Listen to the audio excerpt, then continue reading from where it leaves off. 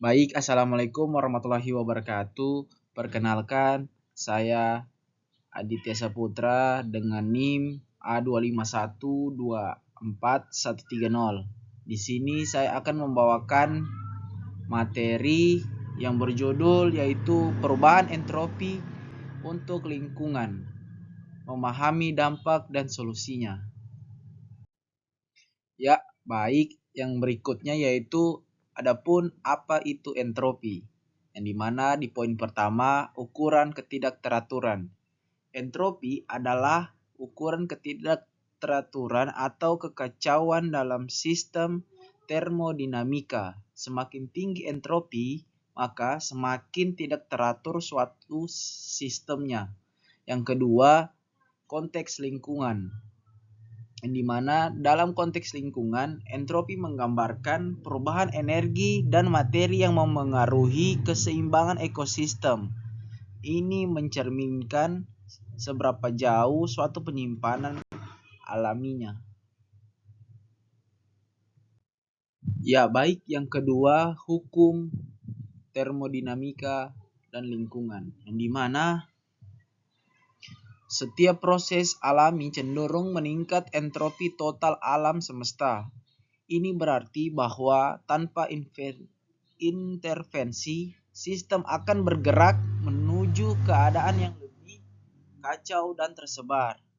Aktivitas manusia, terutama yang melibatkan penggunaan dan pembakaran bahan bakar fosil, mempercepat peningkatan entropi lingkungan. Proses ini melepaskan energi dan materi dalam bentuk yang tidak teratur, yang menyebabkan degradasi dan populasi yang signifikan. Ya, yang berikutnya yaitu contoh perubahan entropi di lingkungan. Ada beberapa poin di sini yaitu polusi udara, emisi CO2 dan partikel dari industri serta kendaraan meningkatkan ketidakteraturan atmosfer, mengubah komposisi udara secara drastis. Yang berikutnya pencemaran air, yang dimana limbah industri dan domestik mencemari sumber air, mengubah kualitas kimia dan biologis air, serta meningkatkan entropi ekosistem perairan. Dan yang ketiga yaitu deforestasi, yang dimana penggundulan hutan mengurangi kemampuan alam mengatur siklus dan materi, mempercepat peningkatan lokal dan global. Yang berikutnya yaitu studi kasus, pola perjalanan perkotaan dan entropi Shannon, yang dimana penelitian yang dilakukan di wilayah Bodetabek menunjukkan adanya pola penjalaran kota yang semakin acak dan tidak teratur, yang dikenal sebagai entropi tinggi. Indeks Shannon entropi sering digunakan untuk mengukur tingkat ketidakteraturan perkembangan kota. Hal studi mengindikasikan bahwa pertumbuhan yang tidak terkontrol ini berdampak serius pada lingkungan dan keseimbangan ekosistemnya. Yang berikutnya dampak entropi tinggi pada lingkungan hidup, yang dimana pertama itu ada namanya bencana alam.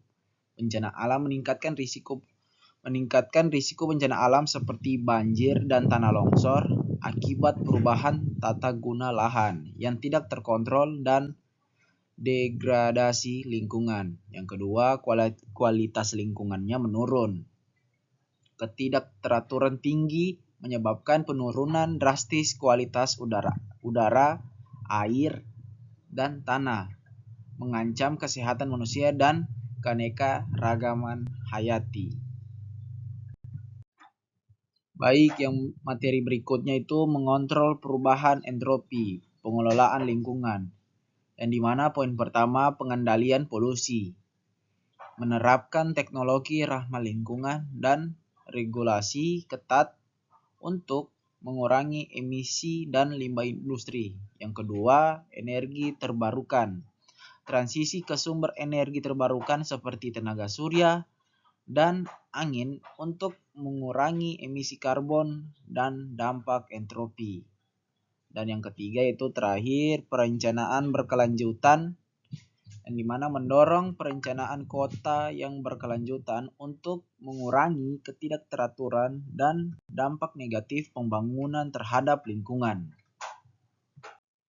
Baik, yang berikutnya yaitu inovasi dan teknologi lingkungan untuk menurunkan entropi lingkungan, yang dimana pada gambar di atas terdapat 3 gambar, yaitu yang pertama teknologi penangkap karbon, yang dimana mengurangi emisi CO2 langsung dari sumbernya, membantu menstabilkan komposisi atmosfer. Dan yang berikutnya sistem pengolahan limbah, yang dimana meminimalkan pencemaran air dan tanah dengan mengolah limbah secara efektif sebelum dibuang. Dan yang ketiga smart city dan SEG, memanfaatkan teknologi informasi geografis dan konsep, memantau kota dan secara konsep. Ya, di sini ada latihan soal, yang dimana latihan soal 1, hitunglah perubahan entropi jika 5 mol gas argon berekspansi secara reversibel pada suhu 298 K dari tekanan 10,0 atm ke 1,0 atm. Ya, yang berikutnya di mana yaitu kita diketahui itu jumlah mol N-nya itu 5 mol. Konstanta gasnya R sama dengan 8,314 J per mol. Tekanan awalnya P1 10,0 atm dan tekanan akhirnya P2 sama dengan 1 atm. Yang dimana kalau kita perhitungkan delta S itu dikali 5 kali jumlah konstanta gas 8,314 kali Ln-nya 10, yang dimana menghasilkan 2,3026.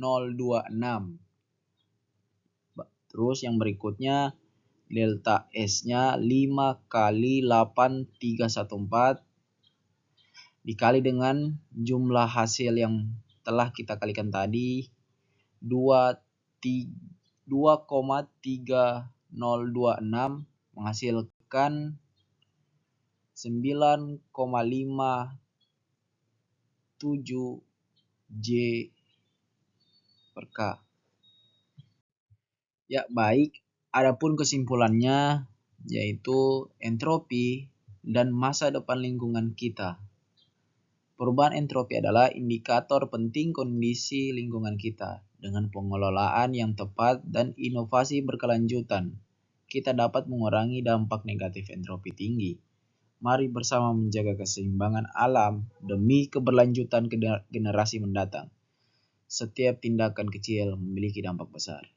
Ya, baik, itu tadi pemaparan materi PowerPoint dari saya.